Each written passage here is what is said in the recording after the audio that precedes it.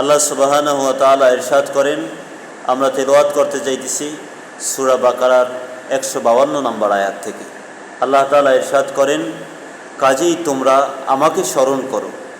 আল্লাহকে স্মরণ করতে বলেছেন, আমিও তোমাদেরকে স্মরণ করব। যে ব্যক্তি আল্লাহকে স্মরণ করবে, আল্লাহ তাআলা তাকে স্মরণ করবে। এবং আমার শুকর করতে থাকো, মানে আল্লাহ তাআলার কৃতজ্ঞতা প্রকাশ করতে থাকো। নিঃশ্বাস নিয়ে থাকি, আল্লাহর নেয়ামত। খেয়ে থাকি, আল্লাহর নেয়ামত। হাত চালাইতে পারি, আল্লাহর দেওয়া নেয়ামত। মাথা সুস্থ আছে, আল্লাহর নেয়ামত। আমাদের পা ঠিক আছে, আল্লাহর নেয়ামত। মস্তিষ্ক ঠিক আছে, পাগলের বেশি ঘুরতেছি না, আল্লাহর নেয়ামত। এগুলো আমরা পাইতেছি, নিয়মিত পাইতেছি। বাতাস, আল্লাহর নেয়ামত। অক্সিজেন গ্রহণ করতেছি, আল্লাহর নেয়ামত। পানি খাইতেছি, আল্লাহর নেয়ামত। এতে আমাদেরকে আল্লাহর শুকরিয়া আদায় করতে হবে, তাকে স্মরণ করতে হবে। স্মরণ করতে থাকো, না শুকরিয়া করো না। হে মুমিনগণ, ধৈর্য ও সালাতের মাধ্যমে সাহায্য প্রার্থনা করো। আল্লাহ তাআলা আল্লাহর কাছে সাহায্য চাওয়ার মাধ্যম দেখিয়ে দিয়েছেন। তা হলো 1 নম্বরে ধৈর্য, 2 নম্বরে সালাত। সালাতের মাধ্যমে সাহায্য প্রার্থনা করো। সাহায্য চাওয়ার মাধ্যম দুটি, 1 নম্বরে ধৈর্য, বিপদে মুসিবতে সমস্ত জায়গায় ধৈর্য ধরতে হবে। নিশ্চয়ই আল্লাহ ধৈর্যশীলদের সঙ্গে আছেন। নিশ্চয়ই আল্লাহ ধৈর্যশীলদের সঙ্গে আছেন। তার মানে যে ব্যক্তি ধৈর্য ধরে, পাপ কাজ করে না, গুনাহের কাজ করে না, অন্যায় কাজ করে না, ক্ষুধা থাকতেও মানুষের তার সম্পদ লুণ্ঠন করে খায় না, আল্লাহ তাআলা ওই সমস্ত ধৈর্যশীল বান্দাদের সাথে রয়েছে। ধর্মের দাওয়াত দিতে গিয়ে ধৈর্য ধারণ করে, আল্লাহ তাআলা ওই সমস্ত ধৈর্যশীল বান্দাদের সঙ্গেই রয়েছেন। আর আল্লাহর পথে নিহতদেরকে মৃত্যু বলো না, বরং যারা আল্লাহর পথে সংগ্রাম করে মৃত্যু হয় তাদেরকে মৃত্যু বলো না, বরং তারা জীবিত, কিন্তু তোমরা বুঝো না। তোমাদেরকে ভয়, ক্ষুধা ও ধন সম্পদ, জীবন ও ফল ফসলের ক্ষয়ক্ষতি কোনো কিছুর দ্বারা নিশ্চয়ই পরীক্ষা করব। ধৈর্যশীলদেরকে সুসংবাদ প্রদান করো।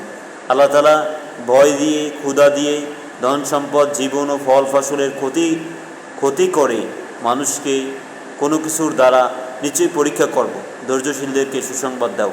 যখন ভয় দেবে, ক্ষুধার অভাব অনটন দেবে, ধন সম্পদ, জীবন, ফসলের ক্ষয়ক্ষতি দেবে, জীবনে বিপদ নেমে আসবে, রোগ আক্রান্ত হবে, এই সময় আল্লাহ তাআলা ধৈর্য ধারণ করতে বলেছেন এবং বলেছেন তখন যারা ধৈর্য ধারণ করে তাদেরকে সুসংবাদ প্রদান করো।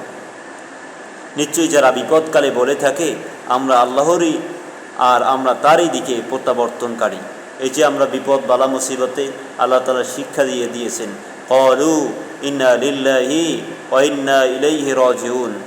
আমরা আল্লাহরই আর আমরা তারই দিকে প্রত্যাবর্তনকারী। বিপদে মুসিবতে সমস্ত জায়গায় আমরা এই দোয়া পড়তে পারি যে ইন্না লিল্লাহি, নিশ্চয়ই আমরা আল্লাহর জন্য, ওয়া ইন্না ইলাইহি রাজিউন, এবং তার দিকেই আমাদেরকে ফিরে যেতে হবে। আল্লাহর দিকেই আমাদেরকে ফিরে যেতে হবে। কেউ রেহাই পাবে না তা থেকে। এদের প্রতি রয়েছে তাদের প্রতিপালকের পক্ষ থেকে অনুগ্রহ, করুণা, আর এরাই হেদায়েত প্রাপ্ত। এই সমস্ত গুণাগুণ যাদের ভিতরে রয়েছে, যারা ধৈর্য সালাতের মাধ্যমে সাহায্য প্রার্থনা করে এবং ধৈর্য ধারণ করে, তারপরে আল্লাহকে স্মরণ করে, শুকরিয়া আদায় করে, তারপরে আল্লাহর পথে জীবন দিতে চায়, তারপরে ভয়, ক্ষুধা, ধন সম্পদ, জীবন, ফল ফসলের ক্ষয়ক্ষতি, যখন তাদেরকে এই সমস্ত কিছু দিয়ে পরীক্ষা করা হয় তখন তারা ধৈর্য ধারণ করে এবং বিপদকালে বলে ইন্না লিল্লাহি ওয়া ইন্না ইলাইহি রাজিউন। নিচে যারা বিপদকালে বলে থাকে আমরা আল্লাহরই আর আমরা তারই দিকে প্রত্যাবর্তনকারী, ইন্না লিল্লাহি ওয়া ইন্না ইলাইহি রাজিউন, এটার অনুবাদ। এদের প্রতি রয়েছে তাদের প্রতিপালকের পক্ষ থেকে অনুগ্রহ, দয়া রয়েছে, আল্লাহর দয়া রয়েছে, এই সমস্ত গুণ যারা অর্জন করেছে, এবং ও করুণা, আর এরাই হেদায়েত প্রাপ্ত এবং এরাই রয়েছে সৎ পথে, আল্লাহর পথ নির্দেশের ভিতরে রয়েছে। আল্লাহ তাআলা আমাদেরকে সঠিক বুঝ দান করুক। সালাম জানিয়ে শেষ করতেছি।